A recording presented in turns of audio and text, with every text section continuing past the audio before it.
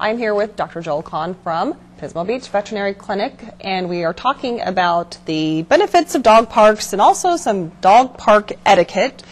Sometimes you think that this stuff is common sense, but it isn't always, or people might need a reminder. So first of all, what's good for pet owners and dogs to go to a dog park?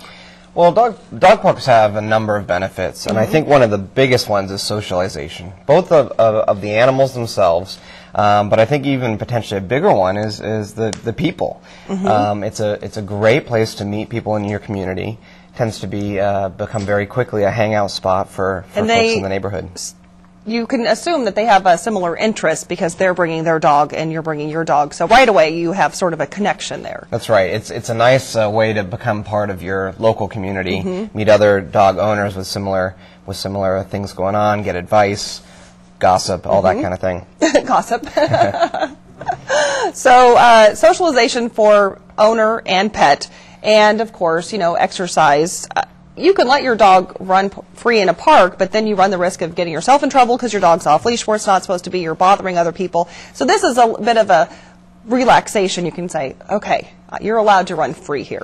Yeah, dog parks are exactly what they're designed for. A nice enclosed area, a safe place to let your dog run free. It's hard to get good exercise for your dog, even if you're a runner.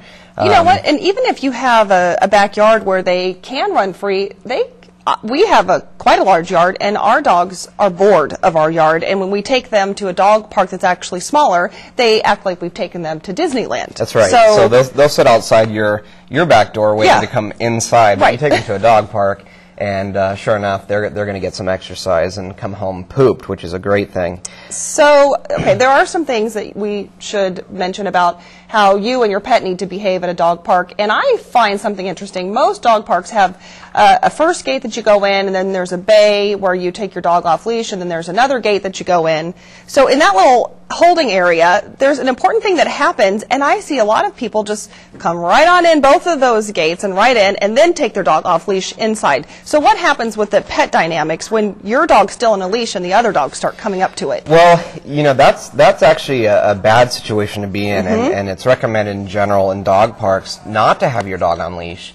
Dogs tend to be more apt to be defensive if they're between dogs and yourself. They feel vulnerable, right? They feel vulnerable. They're also in a protective position of their owners.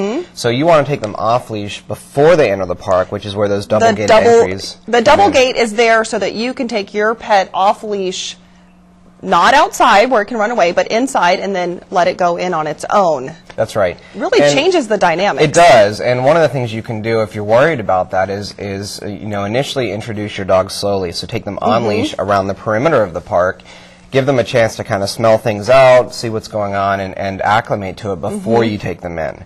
And that is important. It's the first visit to a dog park can be very overwhelming for a young dog. Yes. When I took my little dog, when we initially started going, she would come and sit on my lap the entire time. And you're thinking, go play! And she's like, no! So you do want to kind of work up to it slowly. So, and there are a couple of health rules that I think are fairly simple, but people forget about. And one is make sure your dog is current on vaccines. Okay. Dog parks are a great place to pick up viruses and bacterial infections and things like that. High concentration of dogs. High concentration of dogs. And one of the things, in addition to the core vaccines, rabies and distemper parvo, you probably want to keep up kennel cough as well. It's kind of like sending your kids to school. There's lots of benefits there, but there's also some risks. And I do have owners that come back from dog parks with things, mild upper respiratory infections like kennel cough. Things they can catch easily unless you're taking precautions. That's right. So take appropriate precautions. Try to prevent some of those things. The other thing is that dog parks are just a hive for fleas. Of course. Fleas love, that's a perfect environment for fleas, dirt, dogs, warm-blooded creatures. So keep your animals on good flea and tick control. Watch for those parasites. That's right. What other things do we need to be concerned about as far as health goes? Parasite-wise, the other thing to be concerned about is intestinal parasites, things like roundworms, hookworms.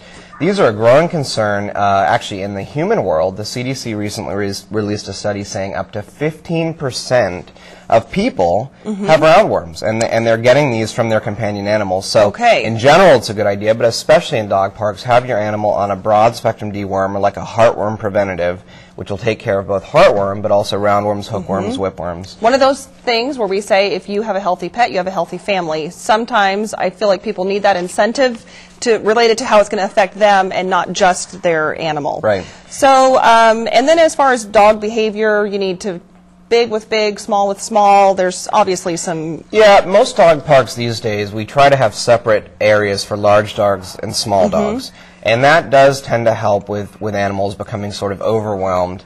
So try to pick a park that has two separate areas. If you have a small dog, stick to the small dog area. If you have a large intimidating, dog, you would think. Exactly. And use common sense. We see a lot of times where there are separate areas of the dog park, people don't obey the rules, and that's where you end up with trouble. Right. And just be courteous of the people who are sharing the dog park with you. And, you know, I really enjoy taking my dogs to the dog park. There's a peace of mind, you know, they're having a good time as long as you're watchful.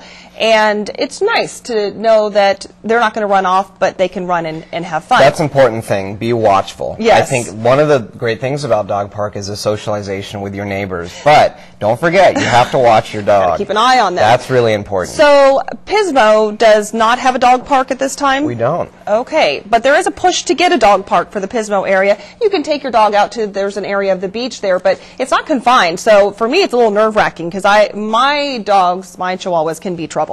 And in Pismo, you're not supposed to have your dogs off leash either. So it's going to be nice to have an enclosed area. We're working towards that.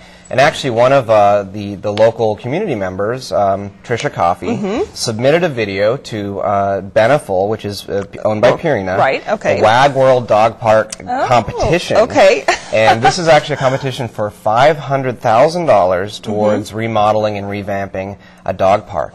And she's in the top 10 in the nation. That is that's great. Very exciting. You know, we have a link for our viewers who are interested in getting involved in this. You can, I'm imagining, see the video then. That's right. And you can vote and you can help the push to help Pismo get a dog park. What a great prize, that $500,000. Voting goes on until August 11th, so you Okay. can vote every single day, and that accounts for 10% of the vote for this video.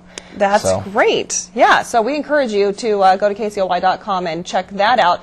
And you can help. Maybe, you know, your vote's going to put that video over the top and get Pismo a very much needed dog park. If you have questions and comments for Dr. Joel Conn, you can send those in, askthevet@kcoy.com.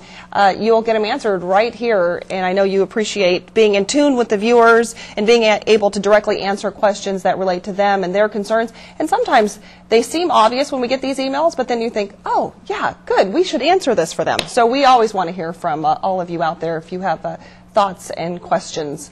So I love the dog park topic because I enjoy dog parks myself, and I feel like people who are not pet people appreciate dog parks because, you know, then their part of the park is clear, they don't have to worry about it, and us pet owners are over here enjoying our space. So it works out well for everyone. Sure. All right.